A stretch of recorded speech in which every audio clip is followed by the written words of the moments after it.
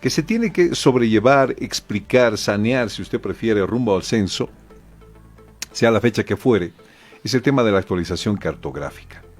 Hemos invitado a don Mario Gutiérrez, director de Podema, Población, Desarrollo y Medio Ambiente. Él es demógrafo internacional, especialista en censos y encuestas. Don Mario Gutiérrez, qué gusto tenerlo con nosotros en el programa. Lo aprovecharé hasta donde pueda estos minutitos, por favor, para hablar de una actualización cartográfica. Es decir, hay problemas con los mapas. Tenemos problema con el mapa de Bolivia. ¿Cuáles son estos principales problemas rumbo a este próximo censo, don Mario Gutiérrez? Muchas gracias, John. Buen día, y a toda la audiencia masiva de Fides. Siempre es un gusto conversar con usted y hacer conocer a la población en general los problemas, las dificultades, los retos que supone realizar un censo. La actualización cartográfica, que ahora se le llama actualización cartográfica estadística y con mucho acierto, es una de las etapas más importantes en la preparación, porque esto nos va a permitir calcular cuántos censistas se requieren, cómo se los va a capacitar, etcétera, etcétera. Se tienen mapas, incluso los del censo anterior, pese a las dificultades que haya tenido este censo y no se haya completado, dicen algunos, la actualización particularmente en ciudades grandes. Sin embargo, se tiene una base. También se tiene la tecnología, ¿no? Se tienen mapas vía satélite, y eso se tiene como en cuanto a dibujo. Se tienen dibujados los manzanos, los predios, etcétera, etcétera.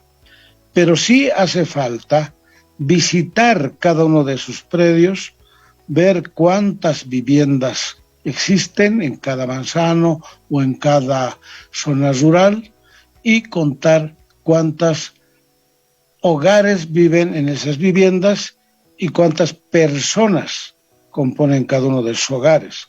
Así tenemos un conteo de la población plasmado en los mapas cartográficos, de tal manera que podemos cuadricular al país, es decir, segmentarlo.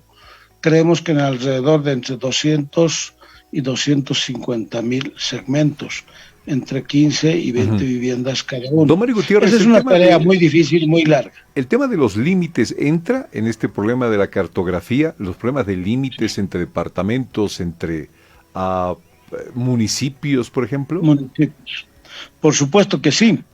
Sin embargo, en la etapa previa, cuando se está preparando esto, cuando se está preparando, por ejemplo, los mapas, los límites son importantes, pero no puede continuar el trabajo. Y en algún momento tienen que las autoridades municipales, en el caso de los límites municipales, tienen que sentarse con los gobernadores y solucionar este problema. Siempre se lo ha hecho, de una mejor o no muy buena manera, pero siempre se han tenido límites. De tal manera que cada una de las viviendas, que cada uno de los manzanos está asignado a un municipio. No hay un municipio cero, que en algún momento se habla también de que podría ponerse el código cero. No, todos los manzanos, todos los mapas, todas las viviendas están asignadas a un municipio. Hace alrededor de 15 años entiendo que habían alrededor de 100 problemas de límites municipales. Ahora entiendo que se tienen alrededor de 500 problemas. Hay varias razones para estos problemas. La principal razón posiblemente sea el asunto de que para construir viviendas se asoman al municipio donde con mayor facilidad o con menores exigencias pueden darles un permiso de construcción. Entonces los municipios grandes en general son exigentes. Y también mucha gente cree que pagan una tasa municipal más alta de impuestos. Entonces mucha gente que está en pleno límite prefiere anotarse en el municipio técnicamente con mayores debilidades, con mayores problemas de ingresos, etcétera, etcétera. De tal manera que encontramos manzanos que están claramente en municipios grandes, pero están consignados en municipios más pequeños. Es el problema claro que los reclaman permanentemente en el caso de La Paz, con los municipios aledaños de Palca, Mecapaca, particularmente ellos, ¿no? De 100 a 500, de 100 a 500. Ok, va la pregunta de fondo, don Mario Gutiérrez. Es decir, cuando hablamos del tema del mapa en el país, de la actualización cartográfica, ¿cuánto tiempo cree que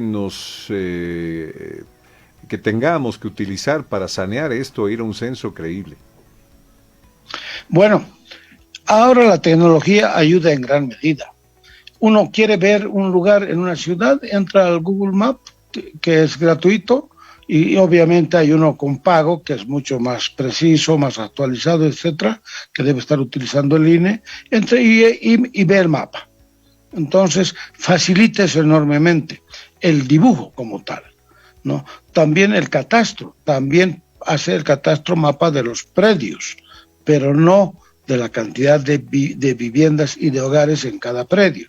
Entonces, hay maneras de tener una actualización mucho más rápida. Antes me tocó manejar el censo del 92, obviamente nos demoramos como un año pues en la actualización, y lo mismo en el 76, un poco más incluso. Entonces, pero ahora con la tecnología y con la base que se tiene de anteriores censos, en este caso del 92, se lo puede hacer con mayor rapidez. Antes se pensaba un año. Yo pienso que ahora es bastante menos el tiempo que se puede tener para esta actividad. Además hay que tener en cuenta de que el INE ha hecho ya pues un trabajo previo. Al fines de junio se dijo de manera más o menos oficial que se tenía un avance del 30%. Y aparte de tener un avance del 30%, también se tenía una mayor capacidad técnica del INE, porque han sido entrenados durante todo este año. Han estado en esa actividad. Entonces no podemos pensar, yo escuchaba a una autoridad los días del problema de la postergación que decía que contando desde el mes de noviembre se necesitaba un año. Entonces echaba al suelo todo lo que había hecho el INE. Y si el INE ha avanzado 30%, si bien es muy poco, pero pues ya es una base. Y particularmente la actualización cartográfica se debe hacer al principio en zonas rurales que no tienen gran movimiento poblacional y muy cerca del censo en las zonas urbanas y capitales grandes, porque hay un gran movimiento, hay construcción de edificios, de otras casas, de barrios, etcétera, que entonces hay que hacerlo muy cerca del censo. Paralelamente se hacen otros trabajos. Se tiene la boleta censal, que entiendo a esta altura la tienen como una primera base para socializarla, discutirla, etcétera, pero sobre todo mirarla técnicamente.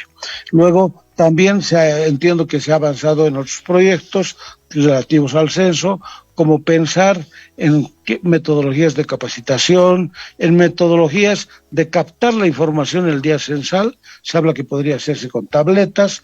Ayuda mucho, sin embargo tenemos problemas con las conexiones y también ahora se ha avanzado mucho en los lectores ópticos, es decir, hace la boleta en papel y lo lee muy rápidamente.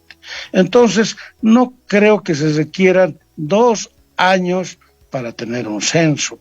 Yo particularmente pienso que el censo debería hacerse el 2023.